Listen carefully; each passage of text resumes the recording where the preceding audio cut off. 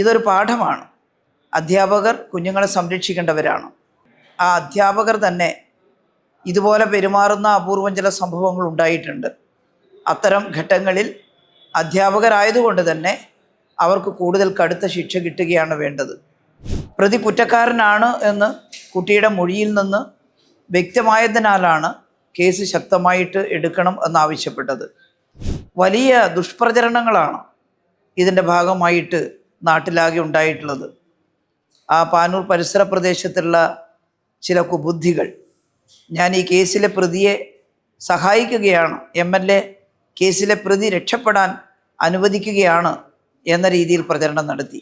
പാലത്തായി കേസിലെ പ്രതിക്ക് ശിക്ഷ ലഭ്യമാകുമെന്ന് ഉറപ്പായിരിക്കുകയാണ്. കോടതി പ്രതിയെ കുറ്റക്കാരനാണെന്ന് കണ്ടെത്തിയിരിക്കുന്നു.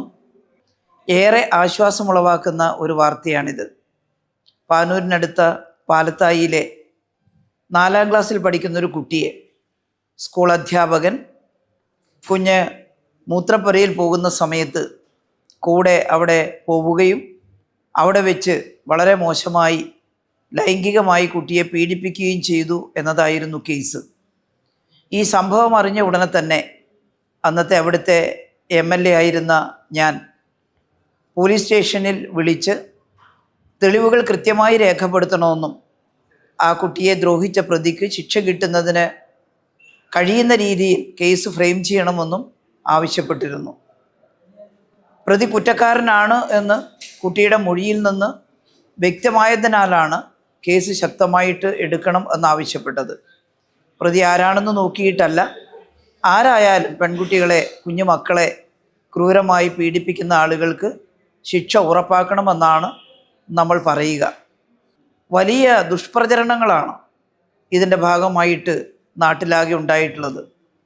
ആ പാനൂർ പരിസര പ്രദേശത്തുള്ള ചില കുബുദ്ധികൾ ഞാൻ ഈ കേസിലെ പ്രതിയെ സഹായിക്കുകയാണ്, MLA കേസിലെ പ്രതി രക്ഷപ്പെടാൻ അനുവദിക്കുകയാണ് എന്ന രീതിയിൽ പ്രചരണം നടത്തി. ഫേസ്ബുക്ക് പോസ്റ്റുകളിൽ പാലത്തായി കേസിലെ പ്രതിയെ സംരക്ഷിക്കുന്നയാൾ എന്ന് എന്നെക്കുറിച്ച് ആക്ഷേപം പറയുകയുണ്ടായി.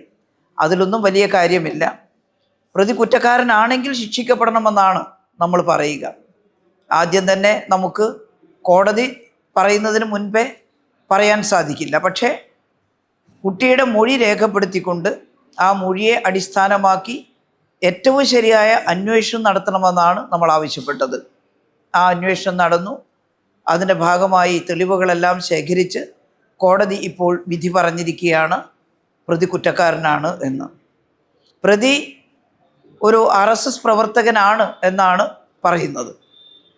അതനുസരിച്ചിട്ടാണ് RSSകാരനായ പ്രതിയെ സംരക്ഷിക്കാൻ പുറപ്പെടുന്നു എന്ന രീതിയിൽ പ്രദേശത്തുള്ള, പേര് ഞാൻ പറയുന്നില്ല, ആളുകളെയൊക്കെ അറിയാം, അത്തരത്തിലുള്ള ചില ആളുകൾ പ്രചരണം നടത്തിയത്. എന്നാൽ കുട്ടിയുടെ വീട്ടുകാർക്ക്, കുട്ടിയുടെ അമ്മാവനാണ് ഈ കേസിൻ്റെ കാര്യങ്ങളെല്ലാം നിയന്ത്രിച്ചിരുന്നത്, നോക്കിയിരുന്നത്. ഈ വിവരം അറിഞ്ഞ ഉടനെ തന്നെ, കുട്ടി പീഡിപ്പിക്കപ്പെട്ട വിവരം അറിഞ്ഞ ഉടനെ തന്നെ ഞാൻ ആ വീട്ടിൽ പോയിരുന്നു. ആ കുഞ്ഞുമോളെയും അവരുടെ അമ്മയെയും കുട്ടിയുടെ ഉമ്മയെയും അതുപോലെ തന്നെ അമ്മാവനെയും എല്ലാം കണ്ടിരുന്നു. ആ വീട്ടുകാർക്ക് നന്നായിട്ട് അറിയാം ആ കേസ് ഏറ്റവും നല്ല രീതിയിൽ കൈകാര്യം ചെയ്യണമെന്ന് പറയാനും കുഞ്ഞിനെ ആക്രമിച്ചയാൾക്ക് കടുത്ത ശിക്ഷ കിട്ടണമെന്ന് കുടുംബത്തെ പോലെ തന്നെ ആഗ്രഹിച്ചുകൊണ്ട് ഇടപെടുകയും ചെയ്തിരുന്നു എന്നത്. അവരൊരിക്കലും പരിസരത്തുള്ള ചില കുബുദ്ധികളുടെ അഭിപ്രായം അനുസരിച്ച് എനിക്കെതിരെ എന്തെങ്കിലും പറയാൻ തയ്യാറായിട്ടില്ല. ഇപ്പോഴും അവർക്ക് വലിയ ആശ്വാസമാണ്. കേസിൻ്റെ വിധി അറിഞ്ഞപ്പോൾ അവരെന്നെ വിളിച്ചിരുന്നു. ഏതായാലും പെൺകുട്ടിക്ക് നീതി കിട്ടിയതിൽ ആശ്വാസമുണ്ട് എന്ന് പറഞ്ഞിരുന്നു. നമുക്കെല്ലാവർക്കും ആശ്വാസമുണ്ട്. ചെറിയ കുട്ടികൾ ഇങ്ങനെയുള്ള പീഡനത്തിന് വിധേയമാകുന്ന സമയത്ത് അവർ ചിലപ്പോൾ പതറിപ്പോകും. അവരോട് പോലീസ് ചോദിക്കുന്ന സമയത്ത് കൃത്യമായിട്ട് അതിൻ്റെ തീയതിയും സമയവും ഒന്നും പറയാൻ ചിലപ്പോൾ അവർക്ക് കഴിഞ്ഞു എന്ന് വരില്ല. പക്ഷേ ഈ കുഞ്ഞുമോൾക്ക് വ്യക്തമായിട്ട് തന്നെ ആരാണ് തന്നെ പീഡിപ്പിച്ചത് എന്ന് പറയാൻ സാധിച്ചിട്ടുണ്ട് അന്വേഷണ ഉദ്യോഗസ്ഥരോട്. അതിൻ്റെ ഭാഗമായിട്ട് തന്നെയാണ് പ്രതിക്ക് ശിക്ഷ ലഭ്യമായിട്ടുള്ളത്. ഇതൊരു പാഠമാണ്. അധ്യാപകർ കുഞ്ഞുങ്ങളെ സംരക്ഷിക്കേണ്ടവരാണ്. രക്ഷിതാക്കൾ കഴിഞ്ഞാൽ, വീട്ടിലെ അച്ഛനും അമ്മയും കഴിഞ്ഞാൽ പിന്നെ സ്കൂളിലെ അധ്യാപകരാണ് കുട്ടിയുടെ രക്ഷിതാക്കൾ. ആ അധ്യാപകർ തന്നെ ഇതുപോലെ പെരുമാറുന്ന അപൂർവം ചില സംഭവങ്ങൾ ഉണ്ടായിട്ടുണ്ട്. അത്തരം ഘട്ടങ്ങളിൽ അധ്യാപകരായതുകൊണ്ട് തന്നെ അവർക്ക് കൂടുതൽ കടുത്ത ശിക്ഷ കിട്ടുകയാണ് വേണ്ടത്. സമൂഹത്തിൽ ഇത്തരം കാര്യങ്ങൾ ആവർത്തിക്കാതിരിക്കാൻ ഈ ശിക്ഷാവിധി ഒരു പാഠമാകും എന്ന് കരുതുന്നു. പാലത്തായിലെ കുഞ്ഞുമോളുടെ ദുഃഖത്തിന് ഇതുകൊണ്ട് പൂർണ്ണമായ പരിഹാരമാവില്ല, കാരണം അത്രയധികം ആ കുട്ടി ദ്രോഹിക്കപ്പെട്ടിട്ടുണ്ട്. പക്ഷേ ആ കുടുംബത്തിന് എന്തായാലും ഒരാശ്വാസമാണ് കോടതിയുടെ കണ്ടെത്തൽ എന്ന കാര്യത്തിൽ യാതൊരു സംശയവുമില്ല. പാലത്തായിലെ ആക്രമിക്കപ്പെട്ട കുഞ്ഞുമോളോടൊപ്പം എല്ലാ കാലത്തും ഞങ്ങളെല്ലാം ഉണ്ടായിരിക്കും. ഇപ്പോൾ എല്ലാവർക്കുമുള്ള ഒരാശ്വാസമായിട്ട് ഈ കോടതി വിധിയെ കാണുകയാണ്.